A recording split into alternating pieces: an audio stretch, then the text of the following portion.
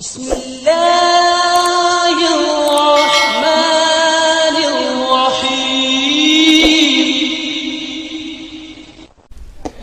جب قابل کی اولاد شیطان کے بہکانے سے گمراہ ہو گئی اور کفر و شرک میں مبتلا ہو گئی، یہاں تک کہ وہ حرام کاری اور بے شرم کے کاموں سے شکار ہو گئے، تو اللہ تعالیٰ نے حضرت ادریس کو نبی بنا کر بھیجا۔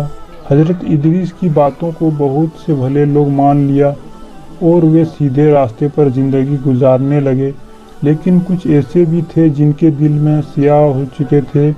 کفر و شرک اور بد اخلاقی ان کی زندگی کا حصہ بن گئی تھی۔ انہوں نے حضرت ادریس کی باتوں کو ٹھکرا دیا۔ حضرت ادریس کا پیغام تھا توحید، انصاف اور اچھا اخلاق۔ ان کی کوشش سے ایک اچھا سماج پیدا ہو گیا، جسے دیکھنے کے لیے حضرت اسرائیل انسانی شکل میں اور اللہ کے اجازت کو لے کر زمین پر آئے اور ان کی صحبت میں کچھ دن گزارا۔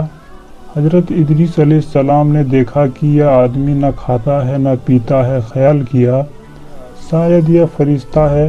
جب ادریس علیہ السلام کو معلوم ہوا کہ یہ موت کا فرشتہ حضرت اسرائیل ہے، تو انہوں نے کہا کہ میں چاہتا ہوں تم مجھے شربت موت کا مزہ چکھاؤ۔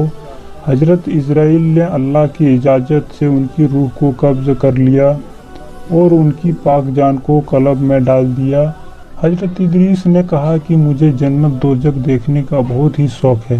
حضرت اسرائیل نے خدا کے حکم سے ان کو اپنے پروں پر بٹھا کر سب سے پہلے دوزخ کی سیر کرائی، پھر جنت کو دکھایا۔ حضرت ادریس جب جنت کی نعمتوں، حوروں اور دوسری خوبصورت چیزوں کو دیکھ چکے تو اسرائیل نے کہا اب میرے ساتھ جنت سے باہر چلیے اور اس مقام سے نکلیے۔ حضرت ادریس اللہ کے قانون کو خوب جانتے تھے۔ پیڑ کا ایک تانا پکڑ کر کھڑے ہو گئے، فرمایا کہ جب تک پیدا کرنے والا جنت و دوزخ کے اس امتحان سے مجھ کو نہ نکالے گا، میں ہرگز باہر نہ جاؤں گا۔ اللہ تعالیٰ نے ان دونوں کے قصے کے فیصلے کے لیے ایک فرشتہ بھیجا۔ پہلے حضرت اسرائیل کی پوری حالت بتائی، پھر حضرت ادریس نے جواب دیا کہ میں نے نفس کے تقاضے کے طور پر موت کے کڑوے زہریلے مزہ چکھا ہے۔ دوزخ لایا گیا، پھر سب سے بڑے رحیم خدا کے حکم کے مطابق جنت میں آیا۔ اب میں اس سے صرف اسرائیل کے کہنے سے نکلنے والا نہیں، ہاں خدا کا حکم ہوگا تو دوسری بات ہے۔ اسی وقت غیب سے آواز آئی کہ حضرت ادریس حق پر ہے۔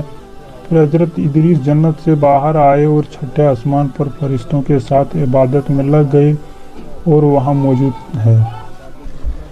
حضرت ادریس بہت خوبصورت تھے، گیہواں رنگ تھا، قد مناسب تھا، اکثر خاموش رہا کرتے تھے، چلتے تو نظر قدموں پر پڑتی۔ حضرت ادریس نے فرمایا ہے کہ نیکیوں کا اثر تین چیزیں ہیں کہ غصے کے وقت صبر سے کام لینا، تنگی میں بخشش کرنا اور قابو پانے پر معاف کرنا۔ آپ نے فرمایا کہ عقل مند وہ آدمی ہے کہ تین قسم کے آدمیوں سے ہلکا پن نہ کرے، پہلا بدمعاشوں سے، عالموں سے اور دوستوں سے، اس لیے کہ بادشاہوں کی گستاخی میٹھے عیش کی کڑواہٹ کی طرح ہے اور عالموں کی حقارت نیچی نظر سے دیکھنا یہ دین کا نقصان ہے، اور دوست کا ہلکا پن بے مرواتی ہے جو نفرت کرنے کی چیز ہے۔ آپ نے فرمایا کہ آدمی کو چاہیے کہ مصیبت میں صبر سے کام لے اور بلند درجہ پانے کے لیے